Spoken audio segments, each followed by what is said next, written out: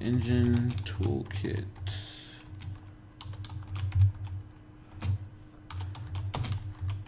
Prototype 03 stream.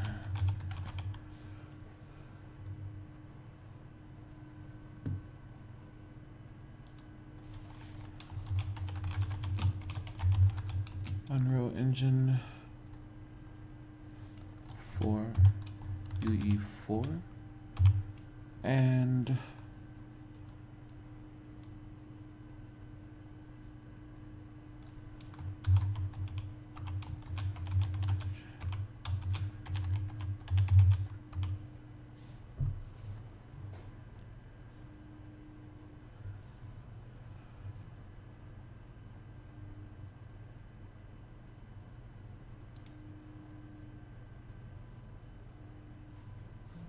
okay, I think this is live now.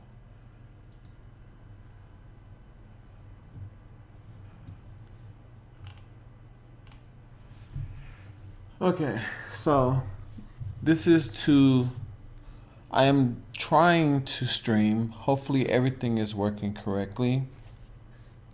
I am trying to stream the prototype videos that got messed up earlier today. Extremely nervous because I am very antisocial for the most part. So this is a little panic inducing trying to do a live stream. So I'm gonna try to see if I can do my best. Hopefully if this works, I'll probably do the rest of these this way since it seems to be a little bit easier to get on YouTube this way since after I finish it's done. So let's start off from where we stopped before. We had this here. So first thing we're gonna do is we're gonna cover generating a building, coming in here and pretty much making our introduction city. I'm going to start with this image here, which hopefully this ends up a lot better than what I did previously, which looked like garbage. So pretty much I usually just take a building like this and try to break it up into chunks to where you have certain areas that are the main focus, and I try to get this as a good layout of how I'm going to lay out this building, including each of the doors that I want to use, the wall bits, etc. And this looks like a outside patio, stairs coming up, has some lattice. Try to see if I can just match these squares up. For the most part, I think I already got this done. So I'm just going to use this. I'm gonna use this as a guide. So it looks like I'm going for a 1, 2, 3, 4, 5, 6, 7, 8, an 8 by 1, 2, 3, 4, 5, an 8 by 5 room. And I'm actually gonna make sure that this event video is public real quick because I have no idea if I'm doing this correctly.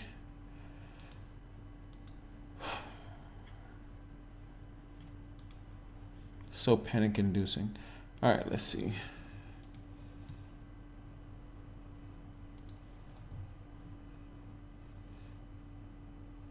Okay, it's public, so everything should be good, hopefully. Blah. Okay. So now we're going to go and open the toolkit. I'm gonna use this as a guide, so I'm gonna move this over here. Toolkit. We're gonna open a database. Stop that.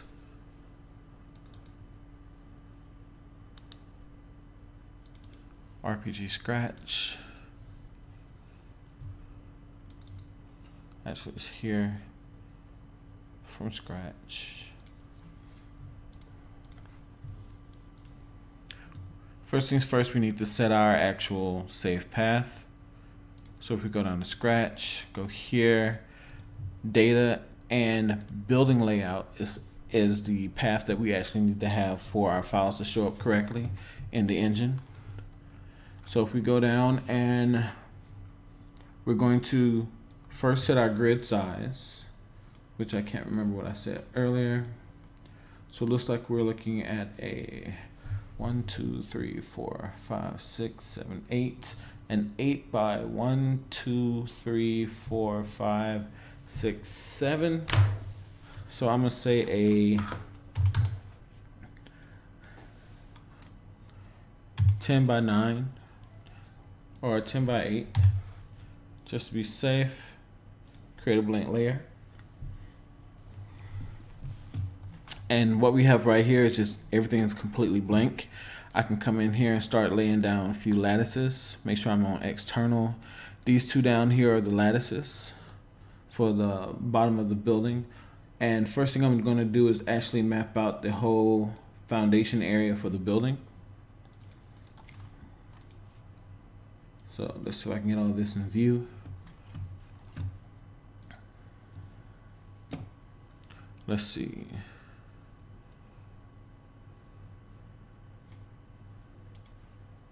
And I'm just going to map this out. So we have this part of the lattice. We have 1, 2, 3, 4, 5, 6, 7. That makes up the top. We got 5 that's going up. So 1, 2, 3, 4, 5.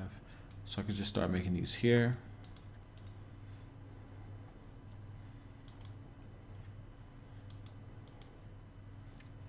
Then we got a corner. Down, down. That's a window, I guess. Definitely not a door. And I'm just trying to rough this in real quick. Like, it doesn't have to be 100% accurate, since I'm not exactly trying to replicate exactly what I have here. I'm just trying to get close enough.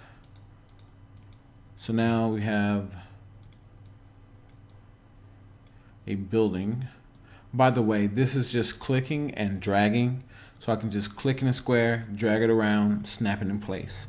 So these are our external lattice, and I need actual stairs that go into the house or come up to the house. So I'm going to place that there, and that should be everything for our bottom layer. And what we want to do is duplicate this and double click, and now we can actually start building our actual patio deck. So I am going to try to be fancy and actually use the fenced in borders that I use for the actual roof for this, just to experiment and see how this comes out and looks. But this should be like a railing system that's going around the little front of the house. I'm going to block in the front walls. I'm actually going to add the door right there. Blocking all this in. Just pretty much replacing the lattice that we had on the outside. Messed up. Delete that. Make that into a corner. This is going to be a corner as well. And corner, corner. So now I can just fill in the rest of the house.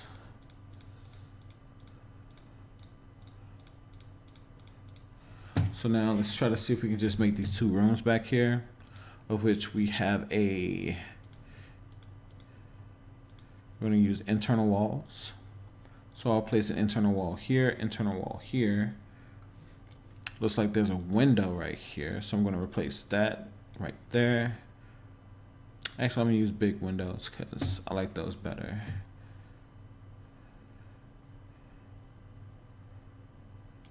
So let's see. It's also a window here, a window here, I think that's a window going outside right here. We got the door. We got another window.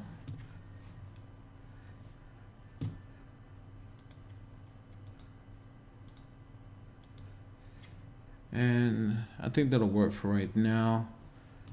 Also a window on the back wall.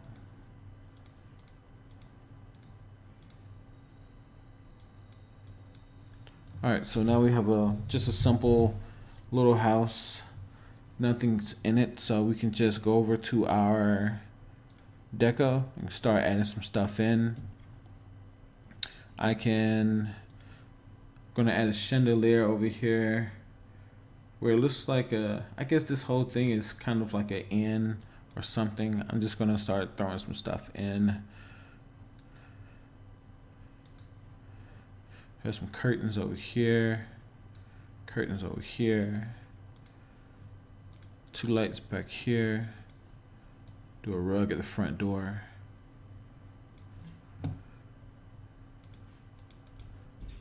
Just add some mirrors or something. Do a light here and here.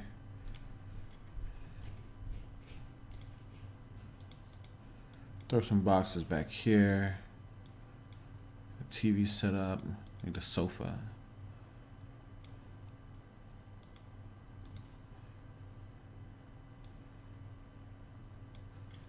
Dining room table.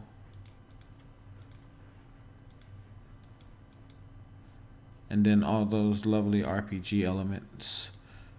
Shelf and bookshelves.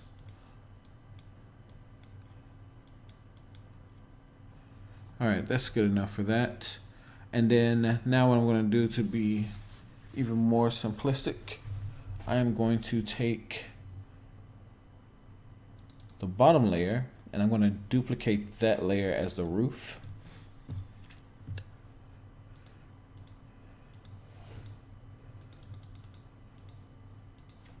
Get rid of these stairs and just replace each of these parts with the roof element.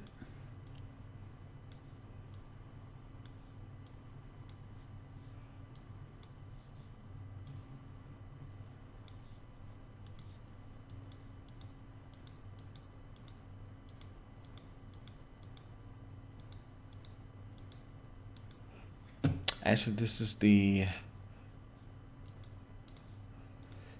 actually the porch, so that doesn't need anything over top of it.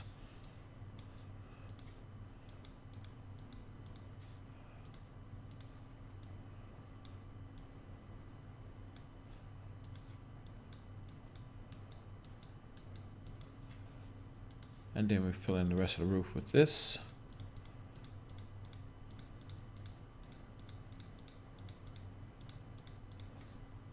And let's get a corner to cap off that corner of the roof. All right, so now we should have mid layer, roof layer, lattice layer. So the stairs are going up. This is the lattice. This is our porch going to the house. We should have a door. Everything should work without things being crazy. I see someone's watching. That's making me even more nervous. But okay, let's see. I'm gonna save this out. I need the name first. Test building. And save that. This already exists, so let's call this Test Building 2. So unique. All right. So now that we have this, we should be able to jump back in. And just gonna pick a little area real quick. Since we have a lattice, I shouldn't have to worry about anything with the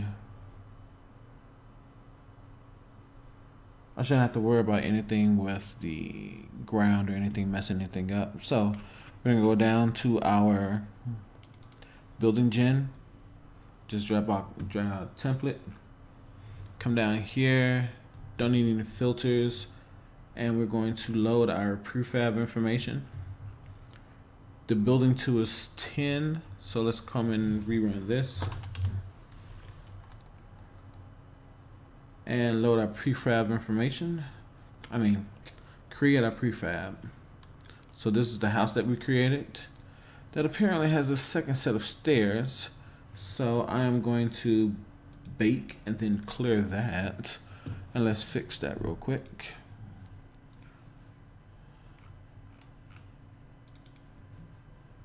So on the second layer, we want to remove this and resave. So now if we recreate, we have our house and we baked it. So now that it's baked, we have exactly what we made before. We got the little porch. It's pretty short. We have the house, the back window. So if we go on the inside, we see the TV, the sofa, and everything else that we have in the house. This is a quick little house thrown together, and we have a roof. All right. So now that we have that, I can delete this because I don't need it anymore.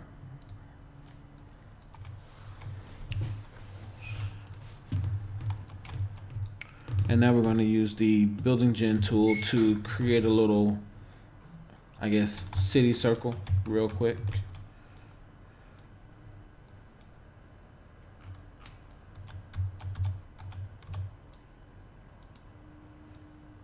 There we go.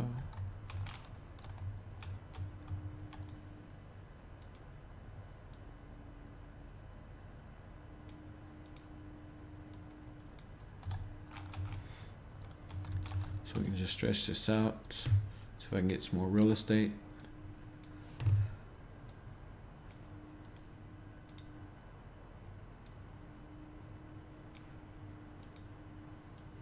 You don't have to mind the curves much.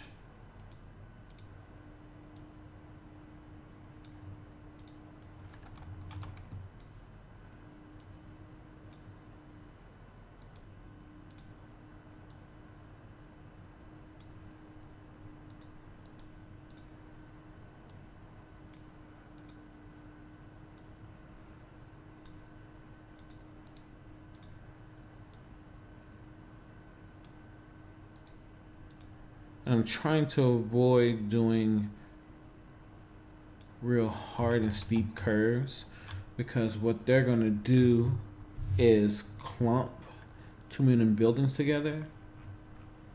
And let me see if I can get this to be, the road to be a little bit more round for me. There's too many rows now. There we go. That's close. Let's see if I can use another trail.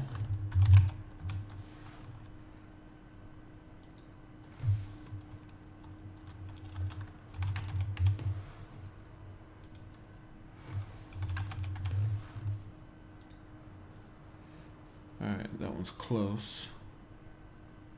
Just too many. There we go. I think that's about as close as I'm gonna get. All right, let's load our prefab information. I only want homes.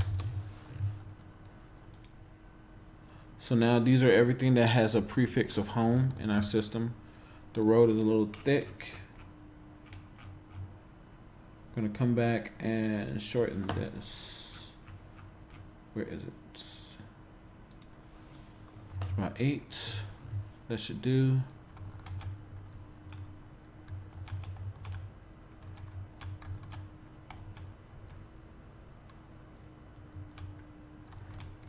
I might get rid of the road, but this looks like it'll work. I don't see many buildings that are too close outside of this one, but that can be moved afterwards. Everything else looks pretty okay. And like I did this morning, I'm going to come in and try to add, not chaos like that. I'm going to try to add some just up and down hills to make this look a little bit non-linear. Send that underground. Bring this up. Hopefully it's not too extreme.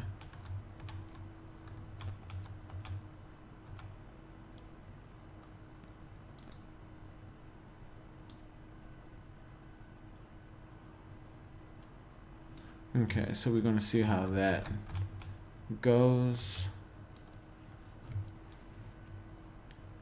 We can actually look at the terrain here. So let's apply the terrain deformations. I want it to be a pretty far fall off.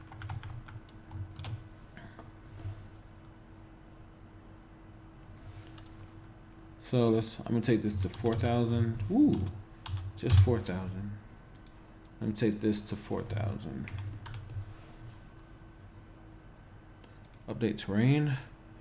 Remember, this also this is undoable unless Epic goes through and updates how their tool works. This is undoable. You will have to actually export the map out for your terrain if you want to go back and rechange something. So I want the fall off to be a little bit more.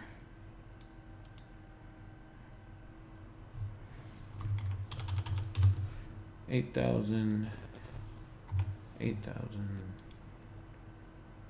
Update terrain.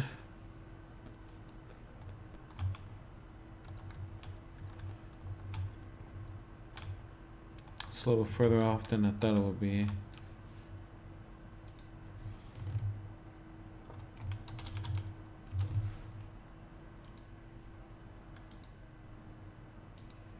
There we go. So this will work for now. We have our road. It's going up, it's going down. I gotta get the grass to update.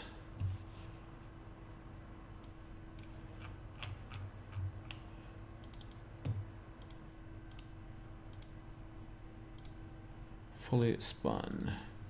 Then we can just tick anything in here for it to recreate the grass. And that should update on the terrain properly. There we go.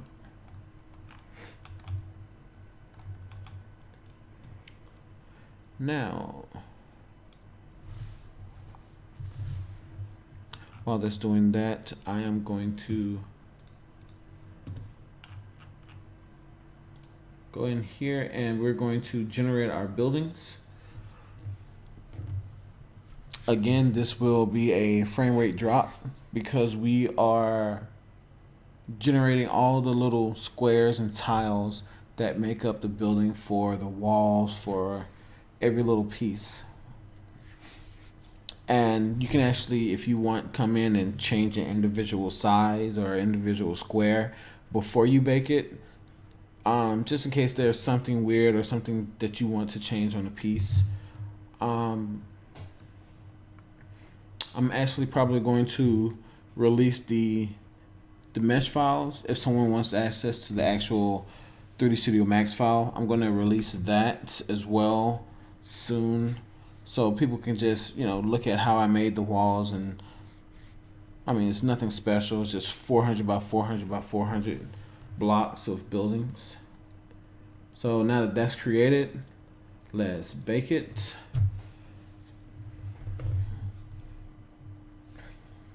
And it should actually be done. I mean, it is a lot of buildings, so I can see it's taking a while. I actually don't know how this will affect the stream. Hopefully it doesn't crash the streaming, maybe.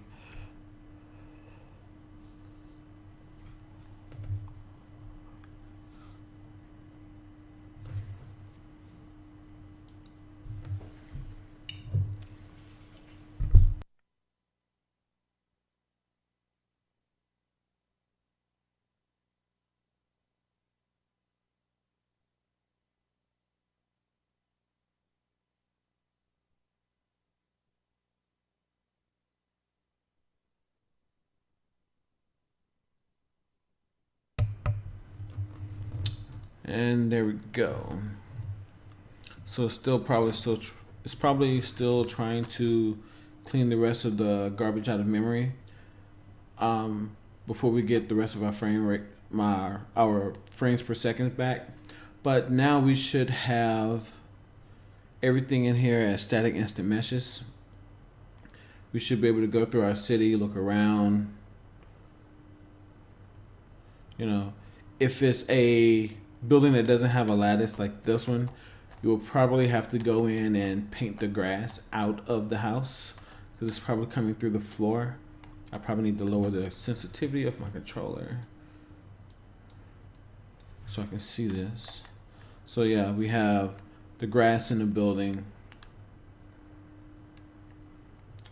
but everything looks good. I'm actually gonna check my performance real quick.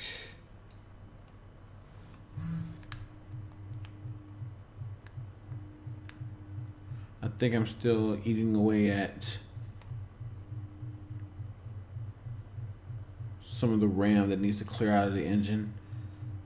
Looks like it's going up and then going down. I actually don't know how much stress the streaming will put on the system, but I guess we'll figure that out.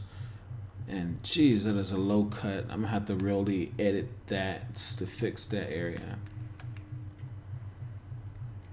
All right, so now that we have buildings in, I'm gonna see if I can follow the exact same pace that I did in the other videos that did not upload properly, just in case some people were actually looking at those and trying to flow through.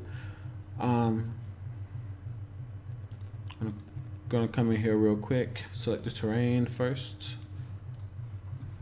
and I'm going to actually enable the procedural foliage debug inside the terrain so we can see where we're going to paint trees to populate this area.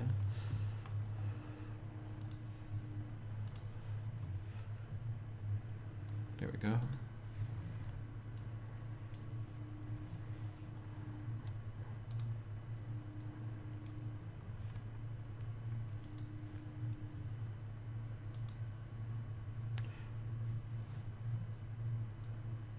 And one other thing that I'm going to show while that's compiling, just to speed things up. One thing we're going to do is we're going to add a save point somewhere right here around the entrance of the city. I'm probably going to actually use one of these two buildings since they're nice and flat like a business. I'm going to use them to actually create the shop for one of the shop NPCs that I've already created in the previous video, but I'm going to go over how they were created. So I probably can just drop them in here somewhere. Let's see. All the compiling seems to be almost done.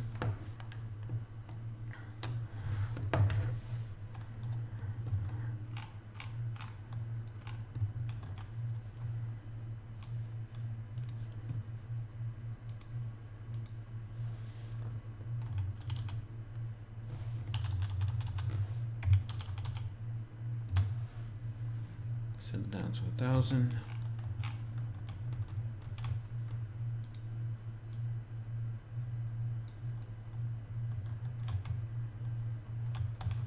Alright, so everything should be good now. I'm just going to paint this grass away real quick so that we can at least see this introduction area. I'm going to leave this trail in here.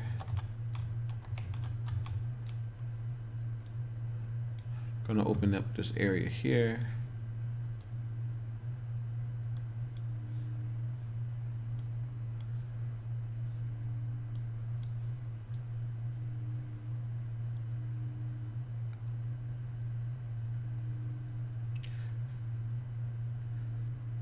Also, this is the area where I'm just going to drop a few NPC squares or NPC spears. If you're using 4.14, one of the issues I had previously when I was recording this video is the fact that navigation seemed to have a bug. So if you're not on 14.1, you may want to update it because there are just too many issues to actually count. It's probably one of the things that corrupted the previous videos, but hopefully now that I'm actually streaming it live directly to YouTube, it'll be finished and everything will be good. So now this will spawn NPCs that we have inside of our actual NPC spawner. If we go into our actual spawner object, if I can collect anything.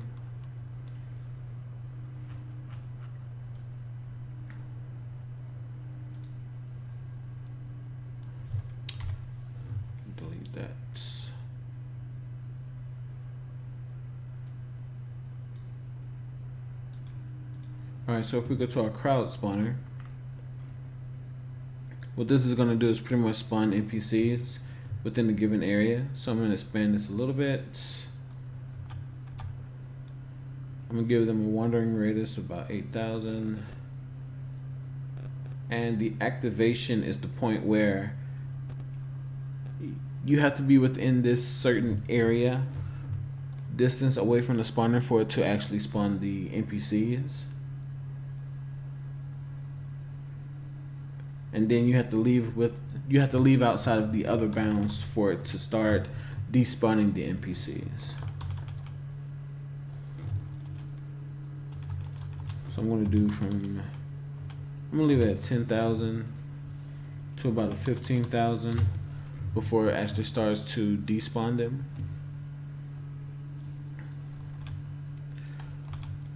We also need to add a navigation bounds.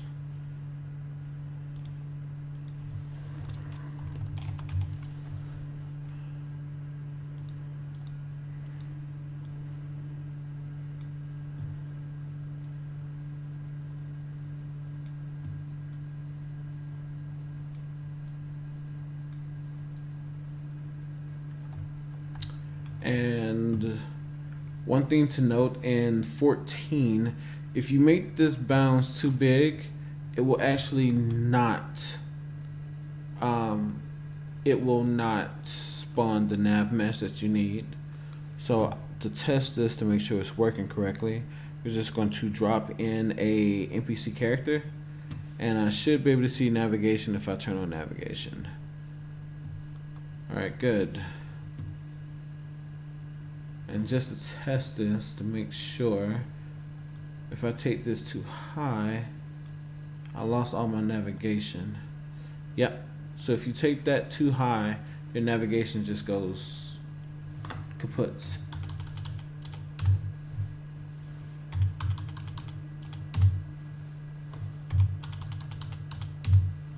There we go. So that seems about right. I still have navigation for my NPC. And I can delete this. Save all.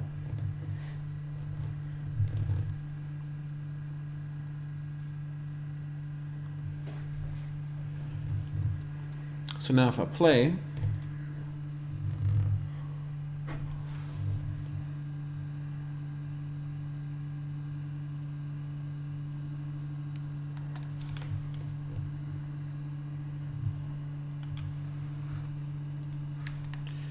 once I get close to the actual area for the NPCs,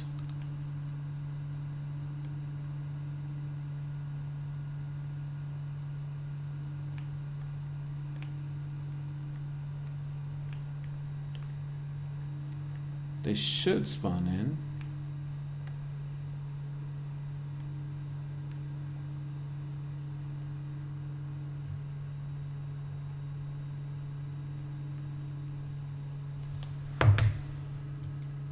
Unless I mess something up. So let's check. This is our crowd spawner. I'll set everything to defaults. Make sure I didn't mess anything up.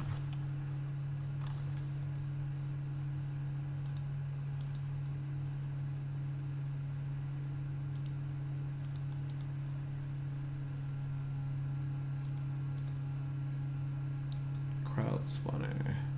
I'll put one over here. Just put a few to make sure everything is actually going correctly. It's gonna do about 5. I have nav, so that should be good.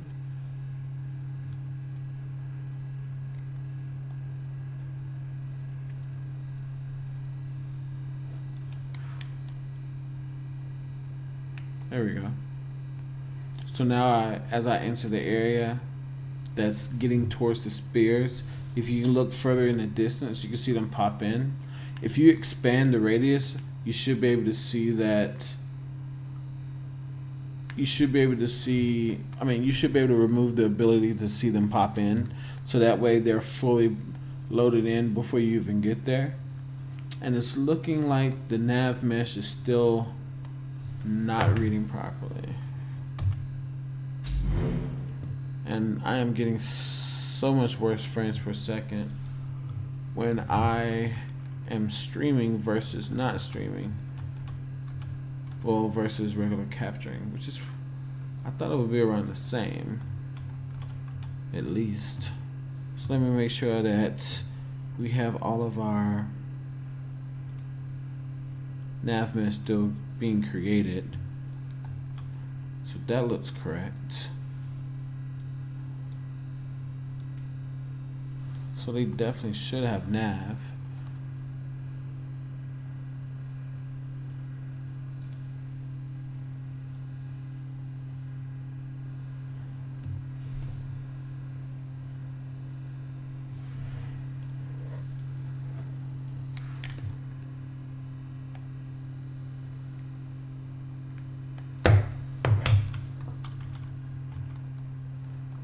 Show navigation.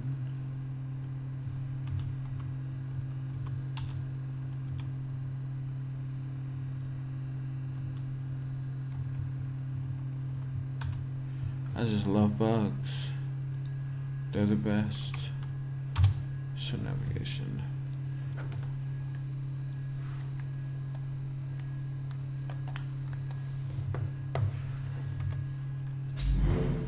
Maybe I have it still too high. Let's see if I can lower this navigation area a little bit more.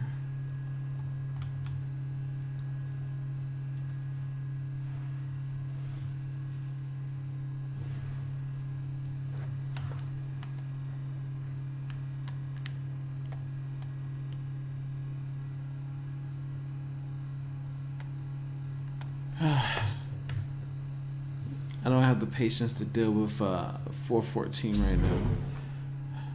But let's go and make our NPCs for the save points and the store over here. So, turn my sensitivity down.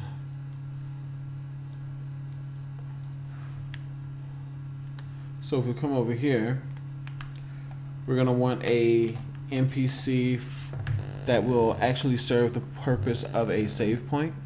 So if we open our database manager, I've already created this already since my last stream was completely bonkers. But all I did was create a new event, call it save point. I gave it a flow called generic, or should I say I created a generic flow just so it can have a flow attached to it. And the flow is just a grouping of the events to see how they relate to each other. So I put this in events, in generic, and I gave it the item store reference. This is pretty much going to be used for the icon that shows up inside of the little meter for your mini map. And all I did was go here and click start a new save system and added that event to the list. Also, you have to make sure that your event is enabled, otherwise it's not going to go through. Same thing for the store. I added that to generic. I added it as a store type. Went in here, added a potion and added a greeting. To add a potion, all I did was come to items. I created a new item, named it potion, gave it a potency and a percentage, gave it a cost and a value, put a little bit of detail in here for the description. And what I did for the actual resource list, which is, you can call it a crafting list however you want to, I created this to come in here and add this data that will be a representation of a craft list to create an actual potion. And all you have to do is just come in here, type in a resource, mark it as a certain section, and then add new resource. So now ASD wood is a resource, and if I want to, I can add that to an actual requirement to make a potion.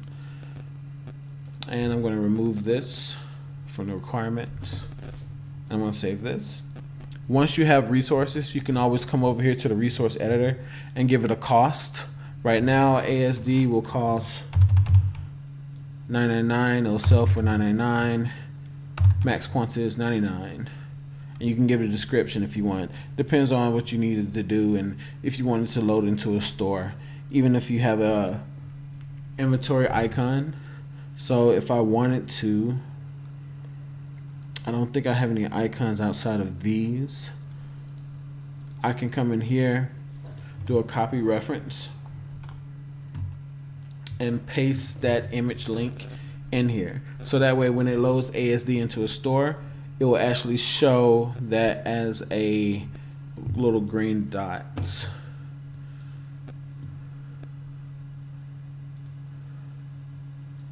So now that we have an item for the item store, we have a save point. Once you add these to your map, I'm going to stress this again, that you have to start a new game to copy the source database over to your active database. So close this out, and we're going to create a save point. And to create a save point, we're just going to use the regular NPC object, but create our own NPC data. Since we don't want the save point to look like a character, or at least for right now, I don't want this save point to be a character, I'm going to actually come in and define my own save point, skeletal mesh, and animation. So if we drag out a NPC, we have the character here for the NPC, and I am going to remove nav mesh. So we have an NPC here. We're going to go down to its character generation data, and I'm going to delete the male and find the female to make sure that I know the name. It's going to be mod character template. That's what we're going to be creating. So in here where I have the save point,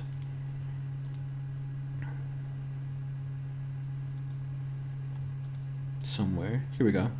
I brought in the save point, which is just a skeletal mesh with the animation of the save point and alpha animation of the save point, but it's still an animation in general, just for a test. And I have an animation blueprint for that, which is just a default node, a default state machine, and a default state that is going to come in here and animate the little cube. If you want,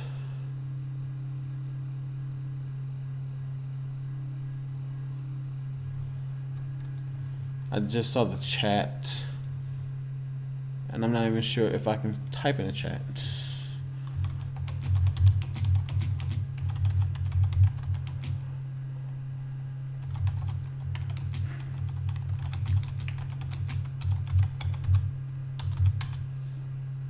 Okay, so this is pretty much just the animation state. Inside this animation state, you can do any kind of logic that you want. So if you want the animation to change when your character gets close to it, and maybe it'll open up a terminal for like the save point happening, or it'll boom out to some kind of big, larger interface, you can just, add that to your animation blueprint and, just control the logic that way. So what I'm going to do is create a blueprint class.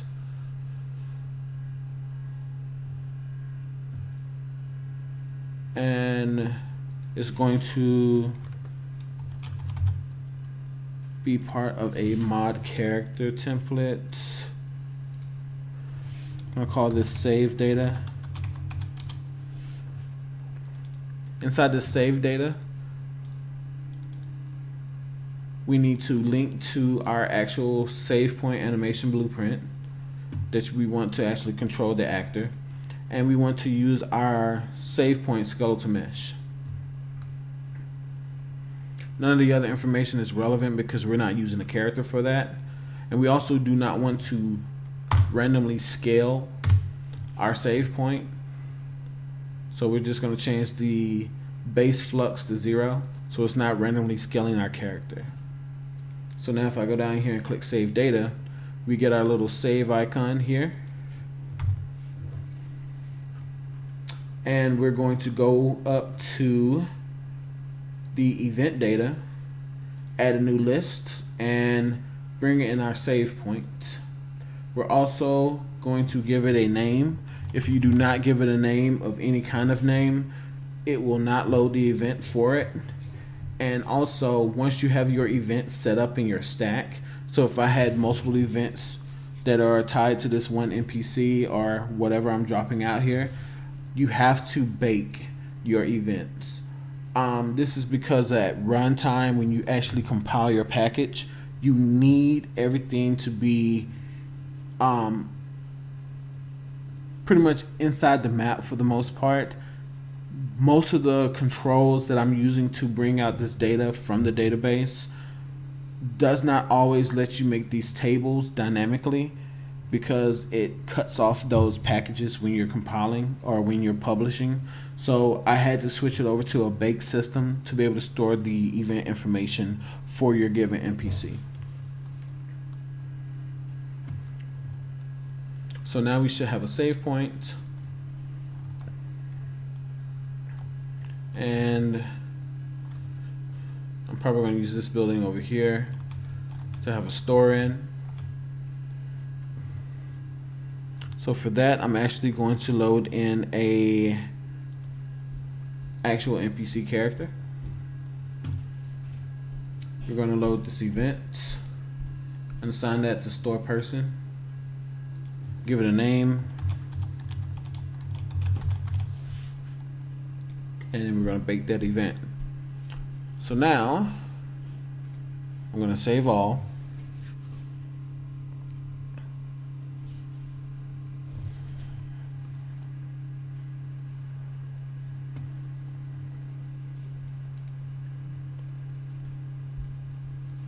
And I've already loaded from these events being in the database, but if you're doing this for the first time, just remember you have to start from a new game to get this, to get it to load the events into your database.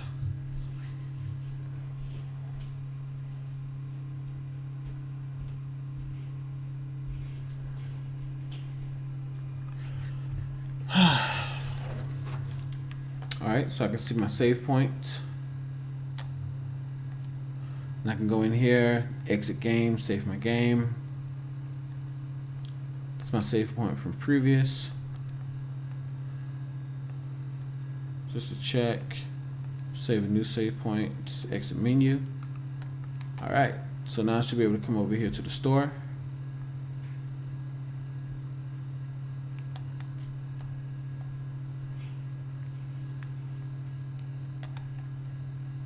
And I have no NPC. Oh, I did not set her to stationary, so she's going to be walking around. So now we can buy potions. I really need to change the button scheme so that this is not the same thing as jump. Similar to how Final Fantasy 15 is. You end up jumping most of the time instead of actually selecting what you're trying to do. And let's see if miraculously our NPCs are actually walking again. So there we go, yeah. Now that we've actually played the game, our NPCs are running around and walking around. Some of them are, some of them aren't. There's something wrong with the dynamic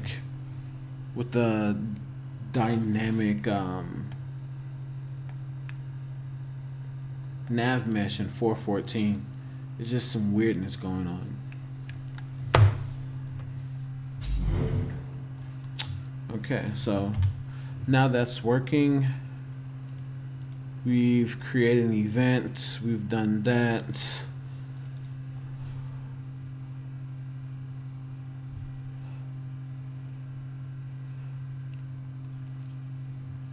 Before I actually end this, I'm going to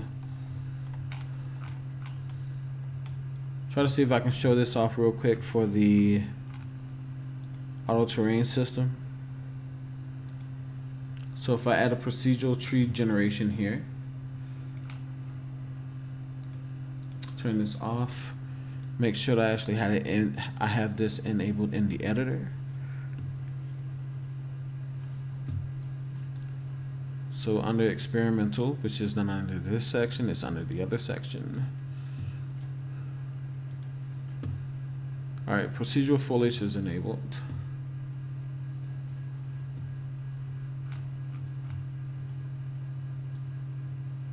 I'm gonna stretch this out, stretch this up. All right, that should be big enough for this entire area.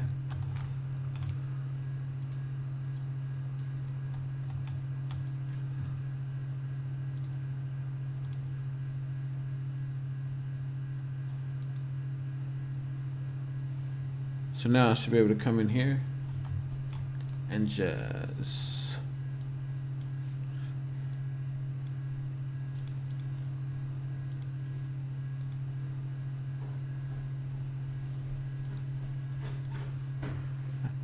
I'm actually having issues clicking the screen. There's no layer. I know this is another clicking bug. So now we have our painted area. Well, our painted layer. So now we can come in here and just paint.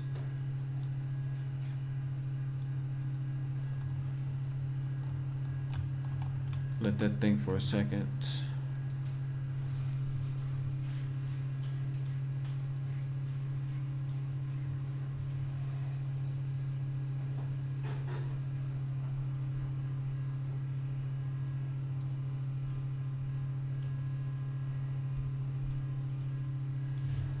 All right, there we go.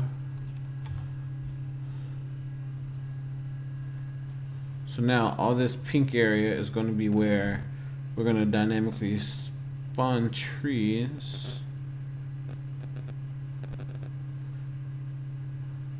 I actually don't know if my machine is handling streaming well or not.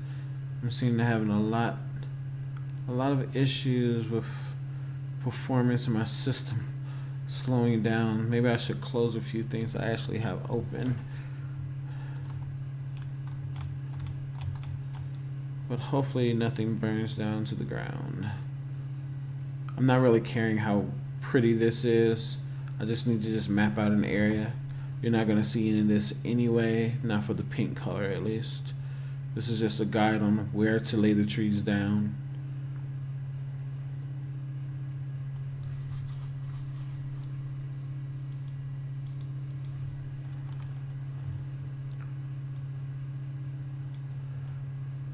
Okay, that should be good. So now,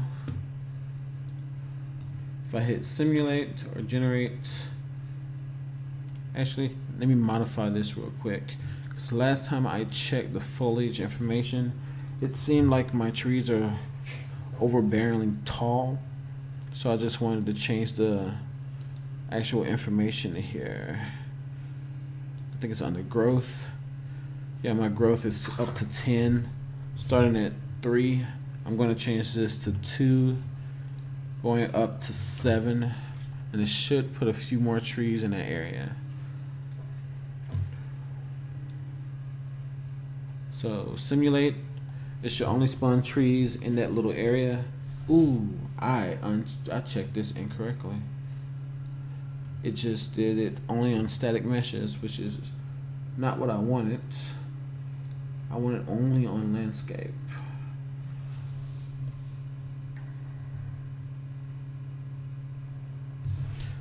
There we go. So now, everywhere that we have painted, we should have trees just grouped together at random. So that works. If I come in here, turn off the pink.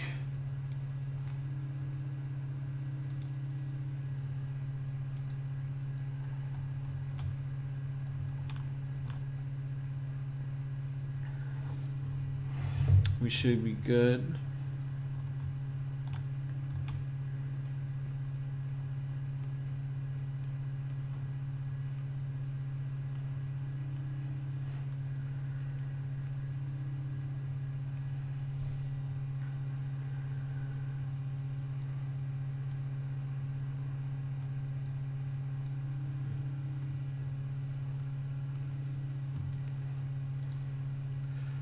Alright, and I'm actually going to see if this works or not.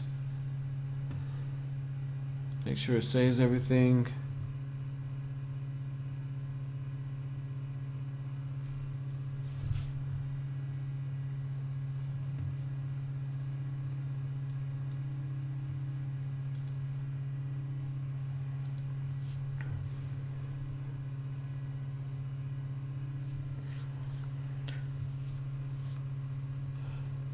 And for the next video, I'm going to try to cover hopefully what will be the rest of the majority of the functionality, which we're going to do a intro matinee. I'm going to find out some way to use the actual actors so that I can show off the RPG actors and show that they are loading the information for your actual character from the actual system.